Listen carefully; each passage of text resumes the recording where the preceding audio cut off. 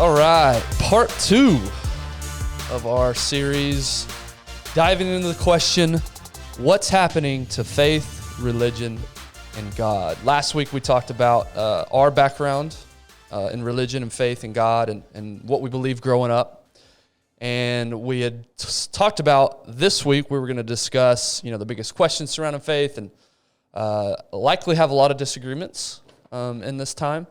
We're actually going to postpone that because as I was doing some research and looking through and just doing my reading, some interesting statistics came up. And so today we're going to talk about these statistics, and it's mostly surrounded by faith in America and the decline of faith in America and also the decline of church attendance.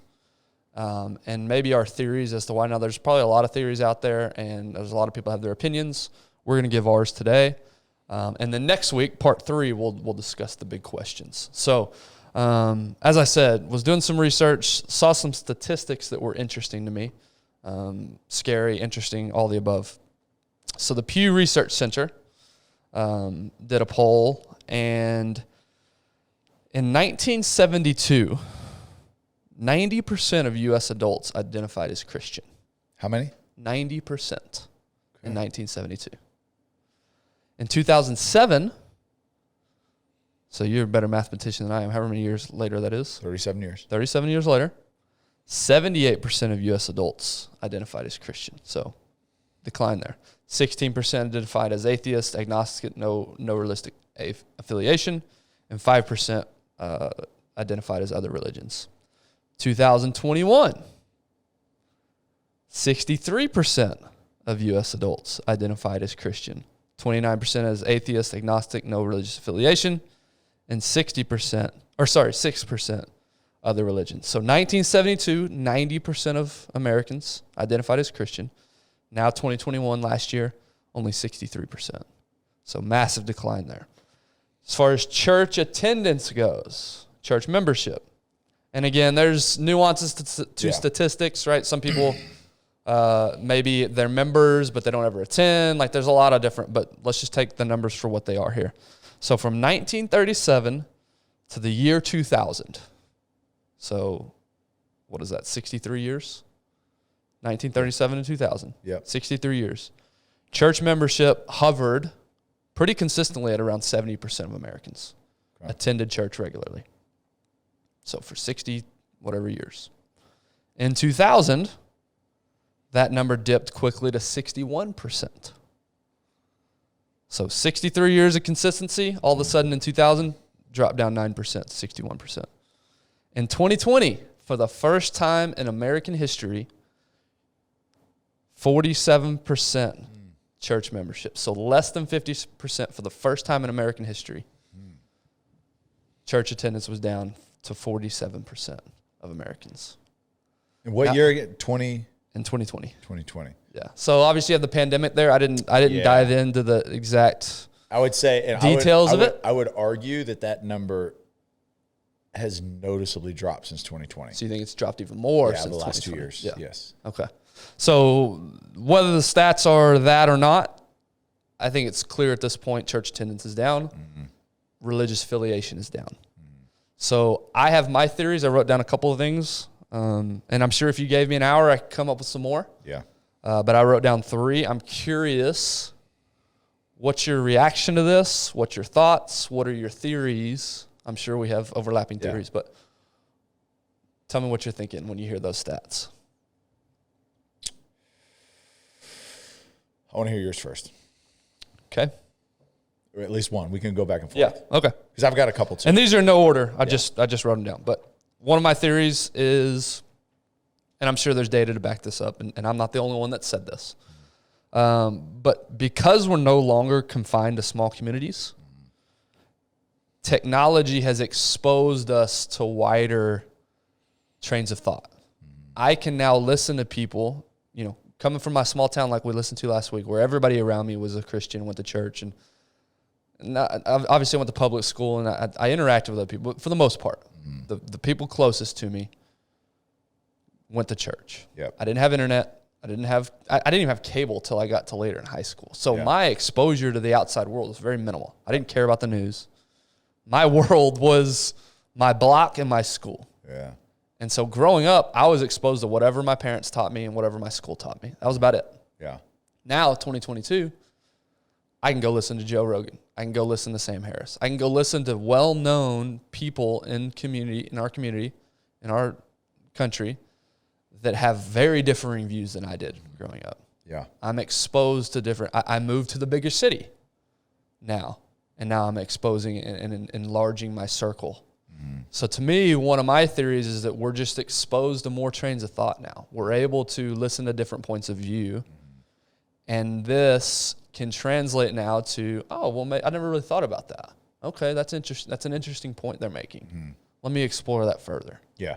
That's one of my theories. So I completely agree. To expand on that just a little bit as it relates just to church is yes, and this has been exponentially more pronounced since the pandemic, is that people will consume their spiritual feeding online. Yep. So I don't feel like I have to go to a church. I mean, I have numerous friends that are like, yeah, I don't want to go to church anymore. I don't like going into church. I don't like doing that. Like anything that I need spiritually, like I could do my Bible app. I can watch this sermon. I can watch the best pastors from around the world teach. So why would I go to my local church? Yeah, exactly. So I think that's the justification for a lot of people. But to your point, and then we talked about this in the wisdom pyramid, is we're in information overload era where we are bombarded with information because we have access to it. And so you talk about different trains of thought is what I think, and again, this is totally me, is I think that we are grabbing spirituality feeding. We're getting fed spiritually from all sorts of sources, right? I would argue that people listen to Joe Rogan and feel like spiritually I'm healthier because of that. And nothing's wrong with listening to Joe Rogan. Nothing's wrong with listening to whether it's Sam Harris or, my gosh, I just blanked. Opposite Sam Harris. Ben Shapiro. Ben Shapiro. Yeah. Like, right, and that's the problem is that we are replacing ideologies with spirituality. And so we're saying, oh yeah, I could be a better person because I'm listening to this or I'm listening to that. I'm more knowledgeable or I'm more in tune or I'm more woke or I'm more this or I'm more that. Because we have all this information, we're getting confused. There's two, I'm not on both sides. I think what people are forgetting is church is not where you go get fed everything, right? That's your only source. That's where you get your morality. That's where you get your spirituality. That's where you get all these things. That's not the meaning of church, right? The meaning of church is to gather. Yes, it is to gather in God's house under the same reason, but it's community. Mm-hmm. And that's what church is. The church is anywhere you go, but church is community, right? That's just a building that people gather for the reason of worship, right? But what church is, and the importance of going to church as opposed to watching it at home, watching it on the screen, is community. What comes with community? Accountability, encouragement, teaching does come from it. Relationships. There's all these things that come with community that is so important that we've just abandoned. And again, just like everything else that we're seeing right now, just socially, is we're seeing all these people isolate because you feel like I'm getting everything. And it's not the same watching something on your screen, on your little 4-inch screen, as it is going in and actually doing community with someone, being connected. You can't serve your church. You can't serve your community sitting on your couch watching it on your phone or your TV. Mm-hmm. You can't do it. And that's the part of what church really is and why people, it's down, and we're seeing a direct correlation with really just kind of the decline in mental health. And I'm not saying like going to church is going to save your mental health. That's not what I'm saying. But the trend overall is we're isolating because we don't feel like we're missing out because we're catching up on everything on our phone. But it's not the same. Mm-hmm. Science, data is telling us it is not the same. And so I think that's part of it is we have all this information, but we don't have to go in because we can still go to dinner with friends and talk about the service that I watched from my couch, but you watched live in person. Yeah. Right? It doesn't feel, and Tiffany and I are guilty of this too. Like, we'll be like, oh my gosh, we have so much to do today, but to drive an hour to church and then drive an hour back and then we have all this stuff, let's just watch it real quick and then we're out. But the problem is we're missing the meaning of gathering as a community. Yeah. And so I think technology, to your point, is one of the main reasons for it. But then also there's the other side that I think we are getting very confused and getting fed in all these other ways from opinions from all these people that we trust. And again, there's influencers in there, and like Joe Rogan is who he is for a reason. Like, there's a lot of things that I really respect about Joe Rogan, but to put our mental health, our spiritual health all on Joe Rogan, that's unhealthy for him. That's an unhealthy role for him. He would tell you you're an idiot if you do that. That's what I'm saying. But do we not? I mean, is he not thought of as that? Right. And so, again, I just think there's so much information when we're losing sight and it's detouring us. And again, in my opinion, it's detouring us from the information that we really should be consuming. Yeah, I've told my wife this. I've told a bunch of people this recently. If I want to get a sermon, I can just throw on any number of people. Yeah, Tony Evans, Matt Chandler. Judah Smith. Judah Smith. Craig Rochelle. I can just go to my phone. If I want a good sermon, I can just go to my phone. Yeah. If I want good worship, I can just go to my phone. Yeah. So to me, those two are irrelevant when it comes to church attendance for me. Yeah. And again, even through my struggles and my questions, and I still see church as a place, as you said, that I can go hang out with like-minded individuals. Yeah. Again, maybe I'm questioning more than they are, this whole faith thing, and is there really a God and all that. Maybe I'm questioning all that, but it's still a positive place for me to be. Yeah. It's still a place of people that are like-minded. Yeah. It's still the best place for my kids to be hanging out, in my opinion. Yeah. So for me, if you're going to church for a good sermon or good worship, you're missing the boat on the whole point. Exactly what you said. So now I will say we have replaced that community with other, now you could argue, depending on your perspective, well, they're not as good of forms of community. But I think about my kids' soccer team, my kids' football team. There's a lot of parents and people that I meet through those avenues. There's more sports now than ever for kids to be a part of. And now I can find that community in other ways. Yeah. That's another thing about that I think is leading to less church attendance is where it used to be community. I'm going to go meet with people that are like-minded. Yeah. I can go find community other places too. Again, the argument is not whether those are good or bad. The argument is that they're there. Yeah. I can go find community elsewhere. So that's the one aspect of it. The other aspect of it is, again, you're exposed to different ideologies, different thoughts, different things that maybe than you thought before. Yeah. And somebody who grew up a completely different way than you. And they're going to make good points. There's been I've learned a lot from atheists, to be frank with you. Yeah. Sam Harris, I've learned a lot from him. He brings up some valid discussion points. And so now I'm like, well, I never really thought about that before. Okay, so maybe that leads me to kind of walking away. My second theory is as life becomes easier, the need, in quotes, for religion becomes less. Yeah. So think about what life looked like in 1930. From 1930 to 1970, think about what life looked like. Great Depression, economic troubles, wars after war after war. You're in that scenario, you're going to need the comfort of something bigger than yourself. No doubt. To get through those times. And a lot of the times we turn to religion during those times of hardship. Yep. As things get easier, in our mind we think, well, I mean, you practice this quite often. Prayers are probably less. Mm-hmm. Again, shrugging off church attendance is probably less because life is good for you right now. But if you were struggling paycheck to paycheck, if, your kids are in, major sickness, you're going to rely on faith just naturally more because you need some comfort in those tough times. So to me, as life in America has gotten easier, just the feeling of a need for religion, to me, has decreased. Yeah, I agree, and that's dangerous. That's really, really dangerous because one thing I really try to practice is gratitude and gratefulness for the easy times right now. We live in a really, really comfortable, easy time, and that becomes dangerous when it comes to your eternal pursuit, right? We're pursuing because we are wired to pursue, but we're pursuing things that that are perishable. Instead of pursuing something that is eternal, knowing that, look, this is forever, and I can't create my own salvation by myself. And that's what we're doing is like, I got it.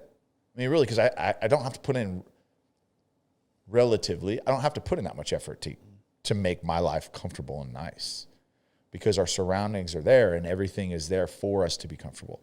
So it's really dangerous when you're in a time like this. And again, I feel like we've said it a million times, right? Is good times create soft men. And that applies to faith. And that applies to like, hey, look, we're not pursuing our God that like has created this for us, has given us this opportunity, and thanking him for those times, right? We're not in the wilderness. We're not the 40 years out in the desert wandering right now. For the most part, right? We're in paradise right now. Mm-hmm. But tests are coming, or they already are, they're here. And what is it going to be when it does hit the fan? Because it will hit the fan. I mean, whether it's 2 years from now, this next election cycle, is it 10 years from now? Is it our grandkids' time? Don't know. But it's coming, and something's coming. And where is our foundation going to be? Is it in ourselves? Because, guys, when it hits the fan, and whether we've run out of some sort of material resource that we've just blown, or there's an attack, there's a big war, there's something, then what? Yeah. What are you going to do to will this country into wherever it's going? So it's dangerous when it's good. And Dallas is one of those places that I always talk about. I love Texas. Love it. I love Dallas. But it's a dangerous place to be a Christian because it's kind of popular and it's easy. Mm-hmm. What about when it's hard? What about those people in China that are getting executed for their faith? What about those people in the Middle East that are getting executed because they're meeting in private overnight and reading the Bible?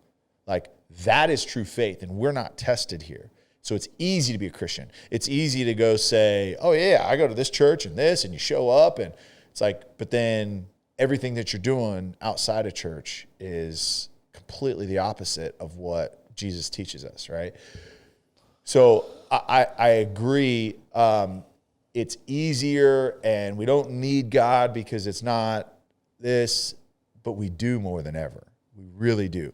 And the other thing, too, is I think my next point, I think why church attendance is down, and it kind of goes back to the first point, information, is we are looking at the church very differently now than we have in history, because we hear about everything. And we're labeling all churches because of the scandals that we're hearing about pastors, and we're hearing of this. And in reality, churches are run by people, right? The organization, churches are businesses, and they're run by people. So inevitably they're flawed. So if we are putting all of our money in the bank of these people, that is the representation of God, then we're going to be disappointed every single time. Mm-hmm. We're going to be bankrupt every single time if we're putting all of our money and stock into that, because people are going to let us down. So what people are I think more so than ever, because we're hearing about it all, like you talked about earlier, barely had cable. You didn't hear about church scandal in New York. You didn't hear about a church scandal in Seattle or California. You never knew about that. What you knew was your church, and you knew your people. You knew your youth leaders. You knew your pastor. You knew all that. Now, people are like, well, I'm not going to church. Like, they're this. They're hypocrites. They're this. Yeah, everybody is. And you're hearing about these bad, really bad scandals, all these other places, and now you're assuming every church is like that. Mm-hmm. And so I think people are being turned off because we just hear about all this stuff. Like, I mean, there was a big thing about the Village Church with Matt Chandler recently, right? Inappropriate messaging with a member of the church, a female member of the church. And Matt's married. We know Matt really well. We know the staff really well. It's been a really, really heavy time. He took a leave of absence from the church. You go back and you look at it, there is not There's nothing in there that's like inappropriate, crosses the line. What did, and he's admitted, is he has to hold himself to a higher standard. And just the fact that there was communication privately with a female, whatever the context was, a church pastor, it just gives a bad look, right? I know Matt, I know his heart, I know his marriage, I know his staff, I know his team, but people are looking at that and be like, oh my gosh, bunch of hypocrites, bunch of cheaters and liars. They're teaching us about God. God must be a hypocrite because he puts these people to run these churches and they're doing this. Nah, no thanks, not for me. And that's turning people away. But if you're actually there and you actually know Matt and you know his wife and you know Josh, one of the associate pastor there that pretty much runs the church, I mean, you'd know that that's not the case. And that's not what it is. You know that people are flawed. You know that people are going to make mistakes and they're going to sin and they're going to come short. They're going to come up short all the time. But if you're just making decisions on church based off of what you read in the media or what you hear on social media, you're missing out because, again, it's the community aspect of it and going in and connecting physically. And not every single church is going to be that mega scandal, right? That the Joel Osteens that, make millions and millions and millions of dollars, and you're like, what? That's not what your everyday neighborhood community church is. And so we're just lumping in all churches into what we see on these bad examples. Mm-hmm. And I mean, there's attacks from the devil, there's attacks from people, like trying to discredit churches, trying to do all these things. But until you go in and you connect and you actually are a part of it, it's unfair to make that decision without doing that. Yeah. And then lastly, and again, there's more theories and reasons out there. The last one we'll talk about today. I know I am, and it feels like culture in general is becoming more socially liberal. And what I mean by that is traditional values and thoughts, they maybe aren't as adhered to as they used to be. When I mean traditional values, things like your drinking, drugs, your sexual preference, all those types of things that growing up you were taught, don't do this, don't do that, all the rules that church had for you. As I grow up, I'm like, it's really not that big of a deal to have a drink on a Saturday night. Like, who you're having one drink, who cares? Or, the homosexual debate, right? And church says homosexuality is a sin. Those people are bad. They're going to hell for acting on that sin. Yeah. I completely disagree with that as I've gotten older. And so I think as we become more socially liberal and maybe relax our stance on some of these hard and fast rules, I think some people look at the church and say, well, that's where all the rules are. I don't want the rules like that. I don't want those traditional, tell me what I can and can't do. I'm going to go do my own thing, still live a morally, driven life, still be good to people. Yeah. I'm just not going to be as strict as maybe the Church of Christ that I grew up in. So potentially, I think that's one of the things that's maybe driving people away is the rules and the traditions and the hard, fast stance on all these social dilemma issues. Yeah, I would agree, and especially certain denominations, and then really even their experience of church as a kid. They're still holding on to those things, right? Yeah, like dancing with a girl before you're married is evil. You're going to hell. Like what? Like, and again, people are flawed. People are taking interpretations and making it their own. Yeah. And that's where it does get dangerous. That's why I would just encourage you, if you are like, man, I don't know, just the churches I've been to, like the teaching, I don't know, is like go find sound teaching. Like do some research on like, okay, who is actually teaching sound, not their opinion. Because right now there's two trains of thought. There's three, but the two polar ideologies are, hey, we're going to make the Bible about us, and we're going to teach this feel-good prosperity type of preaching where it's like, hey, I'm going to take this one verse, and I'm going to do a whole sermon on how you apply that to your family and your work and your this. Like, yeah, there's some truth to that. Like, yes, like that's great, but it's like this feel good, and we're going to leave today and we're going to be fired up because we did good because this verse said we did good. Like, I don't know if that's all the way realistic either, right? it's like going to work and you put together a project. This trash.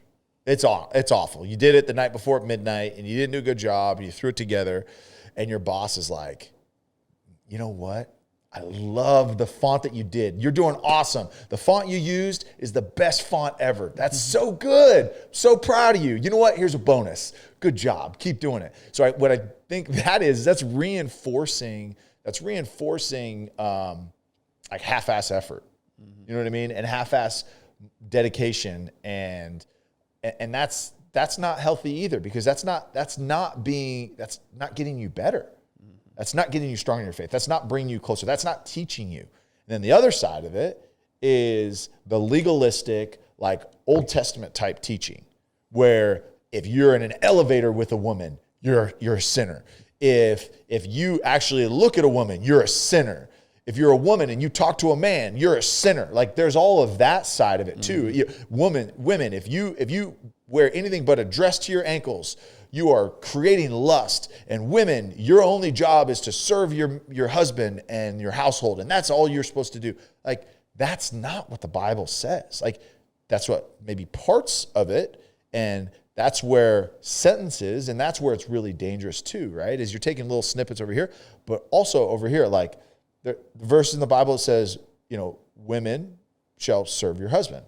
Some men take that as like, you're my servant. You serve me. Your job is to do this, this, and this. Read the rest of the verse. Yeah. Don't just pick and choose what applies to you. But that legalistic approach is really, I think, can be really dangerous too. And then it can even get to that extremist side where now you've got racist churches and you've got hate promoting churches because of we're not reading. Like, it's funny.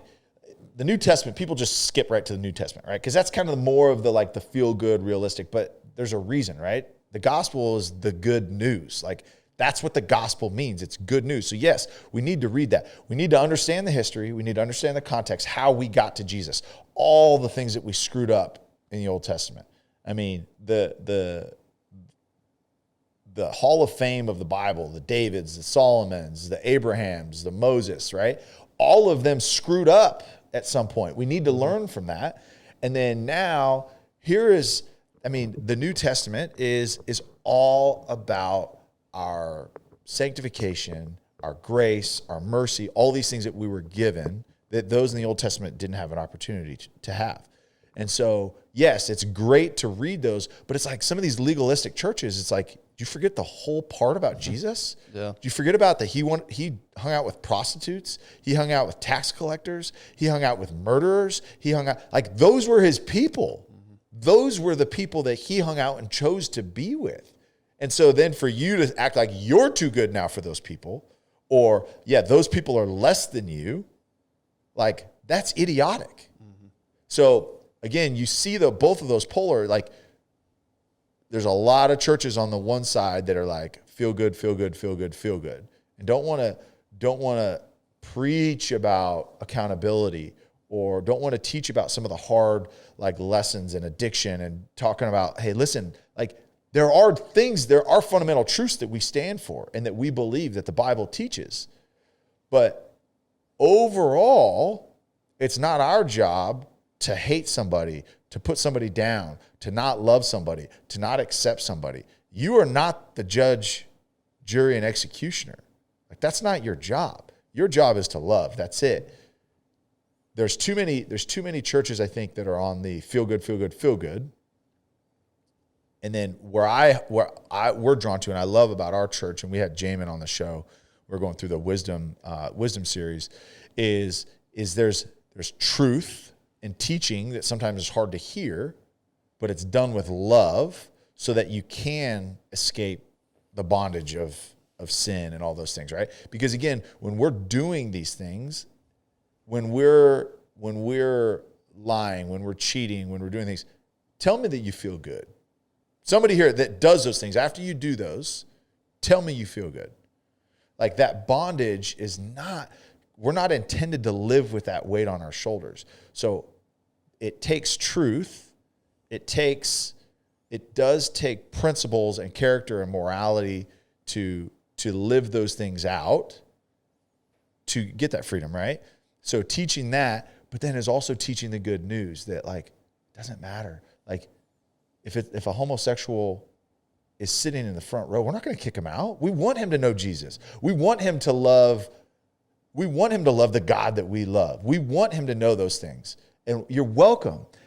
That's where the homosexuality thing you brought up, and we may have to do an episode. It's going to be a really hard episode, but we may have to do an episode on that because that's hard. That's a really hard topic, but it doesn't matter. Like, we are called to love murderers, cheaters, just people that are evil, right? That's what we're called to do. And to shun somebody, to reject somebody, to not let somebody in, or they're not good enough because of something they've done. Guess what? If I pulled the shade back from your life and looked in your closet, yeah, you'd feel the same. They would think about you the same way. Yeah. We all fall short. But I think, to your point, a lot of people aren't going because, the rules. Well, the rules that are taught truthfully from the Bible, when they're taught in a way as Jesus intended, those rules create freedom. It's the same thing with discipline with working out, right? It's sometimes it's hard. Sometimes it's not the easy way to go. But ultimately, if you are focusing on your fitness and wellness, it creates freedom. Freedom to be active, freedom to feel good, freedom to sleep, freedom to be productive, mental freedom. I mean, all of those things that come with fitness. It's the same thing. If you're practicing rules and putting things in place that, hey, maybe restrict some of the bad things that may be even popular right now, and if you're protecting yourself from those things, that does ultimately create freedom. Yeah. And again, a whole nother topic, but I agree. There's a lot of people that aren't going to church just because they feel like, those rules and you're hypocrites and I don't want to do this. Yeah. I don't want to do that. I also think it's misguided to think that the church is the only place for moral nourishment.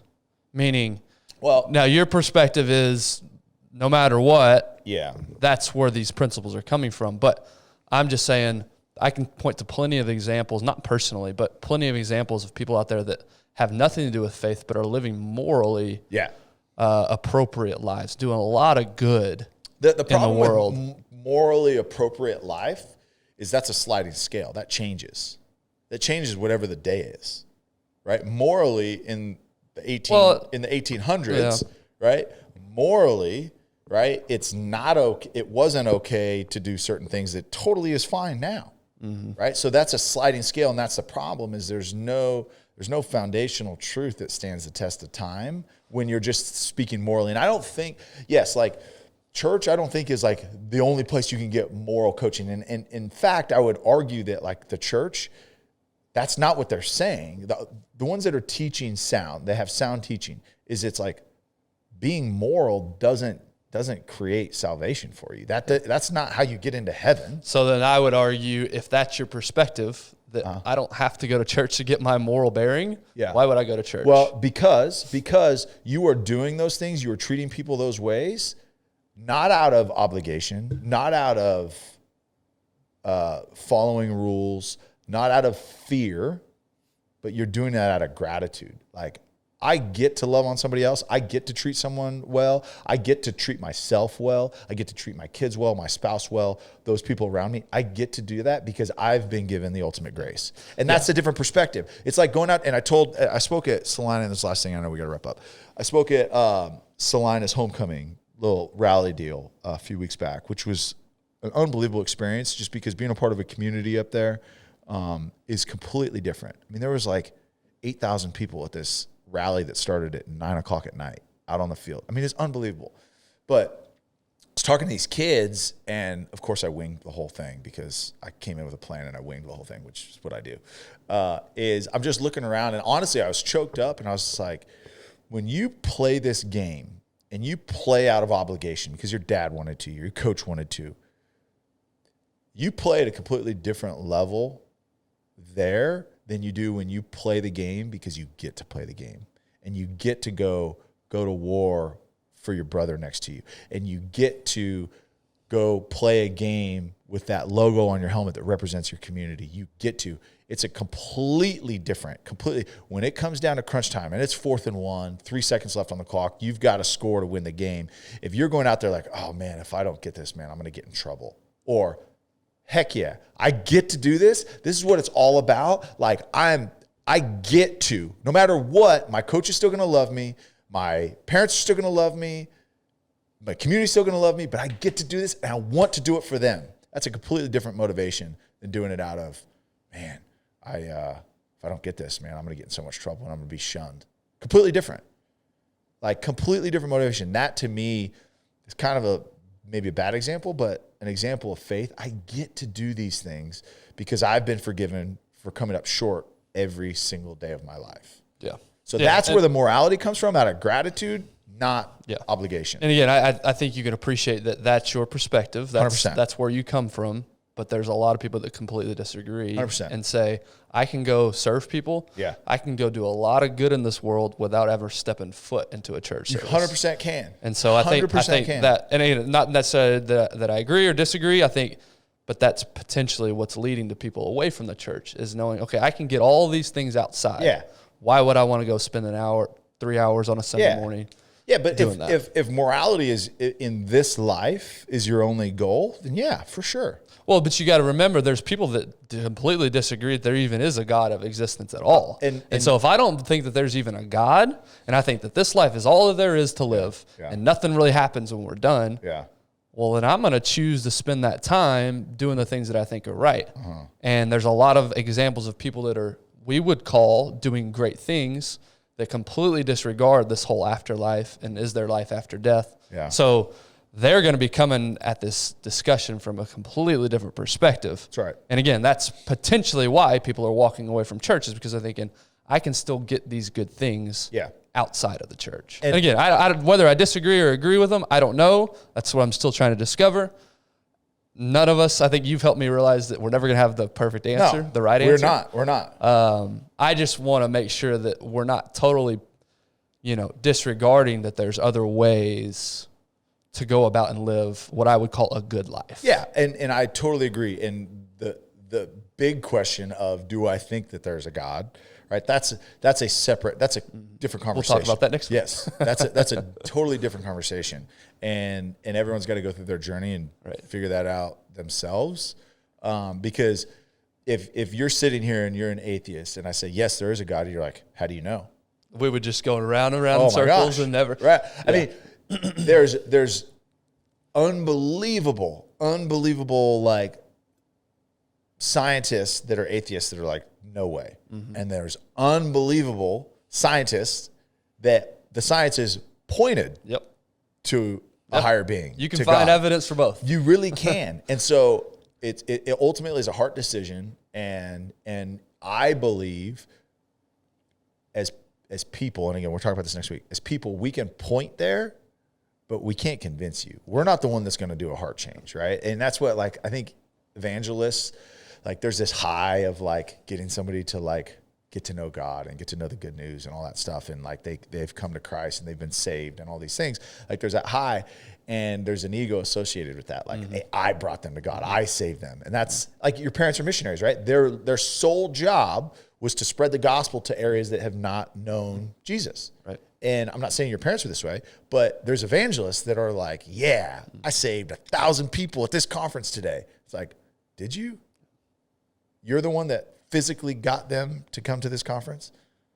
Yes, like, you shared the only thing that you did was share a message that allowed them to open up for God to reach them, in my opinion. Yeah. Okay. So I'm not going to convince an atheist if he's like, no chance. It doesn't, that's not a burden that I should or can ever carry, because it's not up to me. Right. Yeah. One of the things that's I think given me the best perspective in this journey of mine that I've come along is, I'm somebody that likes verifying and facts and data. I'm somebody that likes to have the answers. What I've come to realize, and you've helped me realize this, and other conversations helped me realize this, by definition, faith means I have to be okay with abandoning verifiable truth. Yeah. Right? Now, you could point to the Bible or somebody that I had a discussion. No, these are facts. But the reality is that's our human mind saying, I want to verify this. I want facts. I want the truth. If you have faith, by definition, you're abandoning an unobjectifiable truth. Because there is no test, it's not like science where you can test these things. There's no test for if there's a God or not. It's faith. And so that's helped me along this questioning path that I'm on, which is, hey, I'm never going to have 100% answer here. Yeah. So at some point, I'm just going to have to take that leap. Yeah, I would say there's not 100% on paper. I think individuals will say that they have the 100% answer because of an experience they've had. Right. Anecdotal connection. evidence. Yeah. Right. That's specific to them. But then you look at them and you're like, how do I know that that's actually... And why? Well, yeah. And at the same time, I've also come to realize, like, what's the point in arguing that? Like, Tyler, if something happened, like say a family member got healed from a disease, you're going to attribute that 100% that was God that came in and healed. What's the point of me arguing that? What good does that do? Even if I don't believe that, what good does that do trying to argue with you that it was God or it was just nature or what it was? Like, what does it matter at the end of the day? And that's where we get so wrapped up now. Yeah. I think you nailed it. It's ego. It is. It's me wanting the ego of... You need to believe what I believe. Exactly. Like, you need to... I want to be right. You need to wrong. know the truth that I believe is the truth. Yeah. And again, it's like your truth. The problem is this whole your truth, it's turned into like your truth, but then it needs to be everybody else's truth too. Right. Like, because you believe it, and that's the whole liberal side of the aisle is like, oh no, we have these ideologies. These people are turning this into, socialism and it's the end of democracy and all this. Don't buy into those. Free think, do your truth, but actually it's our truth. Yeah. Like, it needs to be exactly what we say. And you need to do everything that we need to do. You need to be vaccinated. You need to do this. You need to do that. Like, well, you're now making your truth everybody's truth. And that's a problem, is like, why? If look, I'm going to share information and I'm me personally with faith, I'm going to share the gospel and I'm going to share what has made a massive difference in my life, the biggest difference in my life. But all I can do is just share it, but I'm not going to convince you. And you know what? That's okay. Yeah. You're not the type of person that's going to say you're wrong, you're stupid, you're dumb. And on the other side, as an atheist, somebody who's an atheist, they're wasting their time trying to spend all their time proving to you, Tyler, why you're wrong. Yeah. Just let the ego down in that scenario. Like you said, you're going to share because of the impact that it's made on your life. Yeah. And that's awesome. That's it. Right? Yep. That's all that you can do. And so we get caught up in these ego fights of, well, I'm wrong and I'm going to prove it to you, or I'm right and I'm going to prove it to you by this, and you're wrong and I'm going to prove it to you by this. Yep. And then we get into this never-ending cycle because again, that's by definition, faith is believing in something that you can't verify as true. The reason that the founding fathers in our Constitution said freedom of speech, freedom of religion, is because it's the opposite of how we're living it out today. Is, look, you have the choice. And we're going to create a country that allows all of it, right? It's your choice. Now, as a country... Unfortunately, the further we get away from that... Yes. By linear time, unfortunately, the further time goes, the more we get away from that because it's not as real to us anymore. Yeah. We weren't there when the country was founded. Yeah. And you're exactly right. Those basic principles we're getting away from. Yeah. Because time heals all things. Yeah. In this scenario, it's not a good healing. That's right. That's what I'm saying. Is like, look, I don't. There's a lot of things that I don't understand about like Islam. There's a lot of things I don't understand about Mormonism. There's a lot of things. But guess what, guys? If you want to create influence, just make more babies. Just make a bunch more babies. Christianity, we're falling behind when it comes to that. It's like, look. Everybody has a choice, but if you want to, I'm totally joking because there's a lot of people that should not be just having babies to have babies. We're gonna do a movie breakdown of Idiocracy. Have you seen it yet? No. Okay, go watch Idiocracy. That's your birthday present to me is go watch Idiocracy and tell me that our country is not that right now. Yeah. There, Ari Shaffir. Do you know that he's a comedian? Yes. Yeah. Famous. He's a Jewish faith and. he just released a special. And if you're a religious person, you'll be offended the whole time. So just warning you going in. But he does make fun of, he said like all these different religions, there's like one thing on these religions, you know, like Hindu and all that.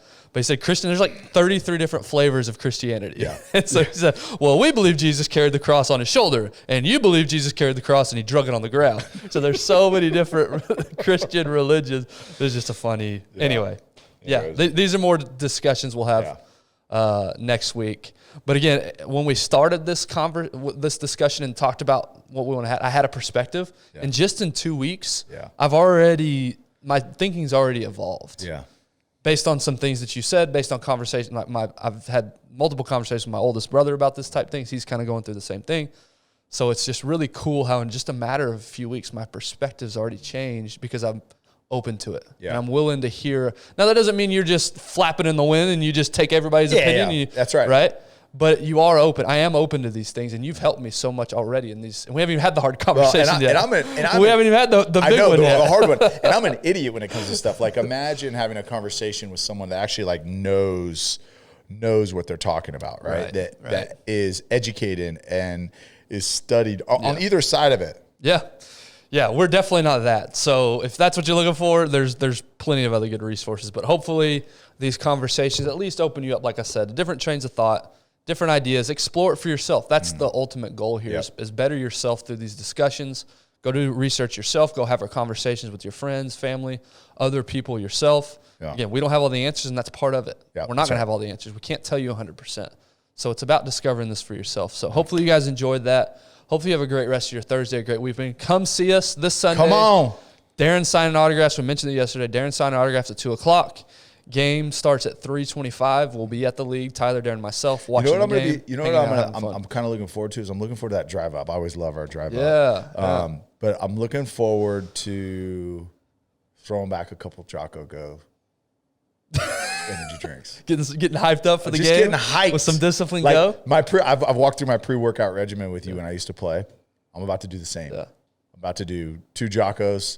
I'm gonna do a 5-hour energy, and I'm gonna be hyped. I love it. If you wanna do the same, HEB, your local HEB, Vitamin Shop, or JockoFuel.com. Yeah, why don't you swing by the Frisco one on the way to come pick me up after you guys meet at the Star? Get a six pack. Get a sixer. Get a sixer.